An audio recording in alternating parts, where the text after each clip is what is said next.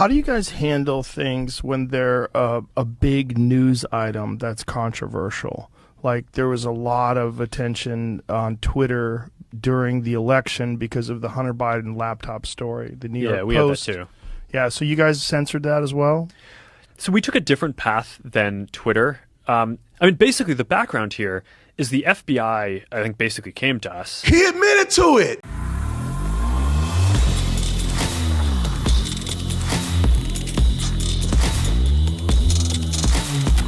This video is brought to you by the Officer Tatum Store. The Officer Tatum Store, get the merch link in the description section. Like and subscribe to the channel, hit the bell so you get notifications anytime I go live and make a video. Y'all already know what to do. Let's get into this. Ladies and gentlemen, ladies, I'm still at the Airbnb trying to make videos, holding the phone with my right hand, and my arm is literally burning out. So I don't have much time, but I want to talk to you about this.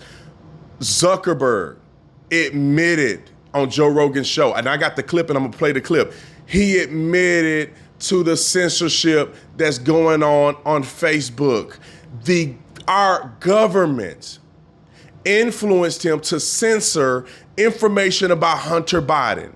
Now, for all the YouTube gods out there, I'm not saying that it had anything to do with the election and all this other stuff. All I'm saying is that he admitted that the FBI contacted Facebook in an attempt to censor information that we now know is true.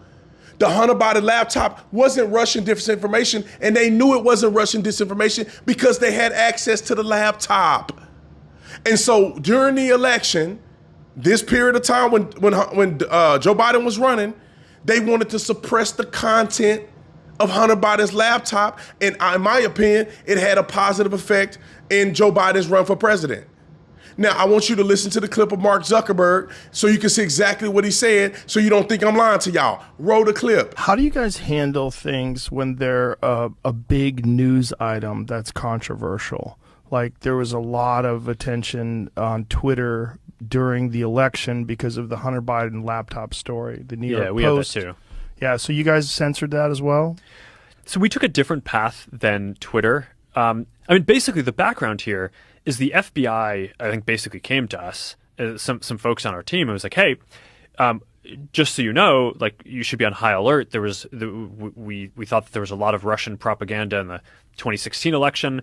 We have it on notice that basically there's about to be some kind of dump of that's similar to that. So just be vigilant. So our protocol is different from Twitter's. What Twitter did is they said you can't share this at all. We didn't do that. What we do is we have, if something is reported to us as potentially misinformation, important misinformation, we also have this third-party fact-checking program because we don't want to be deciding what's true and false. There you go, ladies and gentlemen. What other evidence do you need to see? What other information needs to be had? We know for the longest time, and they gaslit us like nobody's business and called us conspiracy theorists. We see it right there. He admitted they suppressed the content and it didn't get the reach that normal stuff get. And he couldn't even tell Joe Rogan, well, how much is the reach suppressed? Oh, it's a significant amount. They pretty much was eliminating you seeing and having access to it. This is Nazi Germany. We're not communist China. You cannot have a platform that's pretty much I would call it the town square of information. You've dominated the airways. Facebook, Instagram, all these places, Facebook and Instagram are the same. All of these big tech organizations, they get subsidies from the federal government.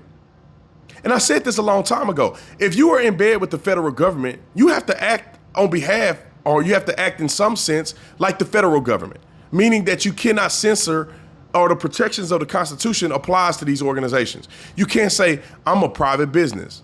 But then you're taking subsidies from the federal government, and the federal government is communicating with you on things to suppress and not suppress.